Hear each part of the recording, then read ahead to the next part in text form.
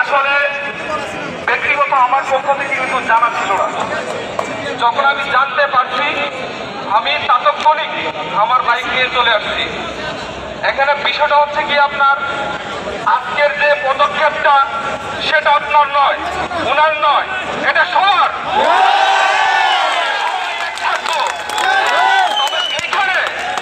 এইখানে we are identify looking for সূত্র। কথা আছে, কোনটা কি জানেন?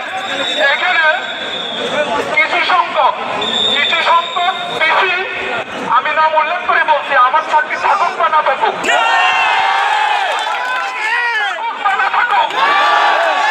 আমি মেনশন করে কথা বলি নাই। আমার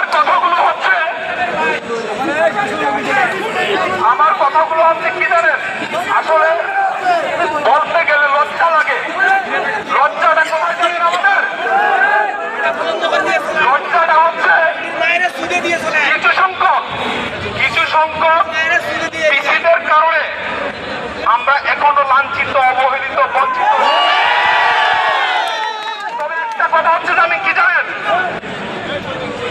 আমরা যদি সবাই এক থাকি ইনশাল্লাহ যে কোনো বিপর্যয় আমরা মোকাবেলা করবো। দেখেন, আমি আপনাদেরকে উৎসাহিত করার জন্য কথাগুলো বলতেছি না, আমাদের ভিতরে যে কতগুলো জ্বালা যন্ত্রণা আছে আজকে আমি সেগুলি বলতেছি।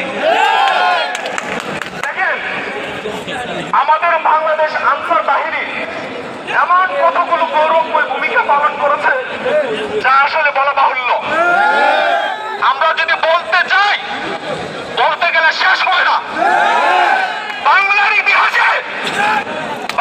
ইতিহাসে যদি কোনো বাহিনী গুরুত্বপূর্ণ ভূমিকা পালন করে থাকে তাহলে বাংলাদেশ ষড়যন্ত্র।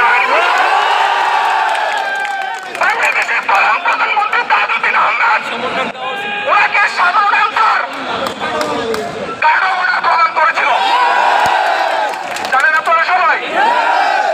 যাই হোক, বিষয়টা হচ্ছে গিয়ে আমরা এখন যে যেখানেই থাকি না কেন, কাস্টমে অলরেডি হয়তো ডিগ্রি বন্ধ হয়ে গেছে।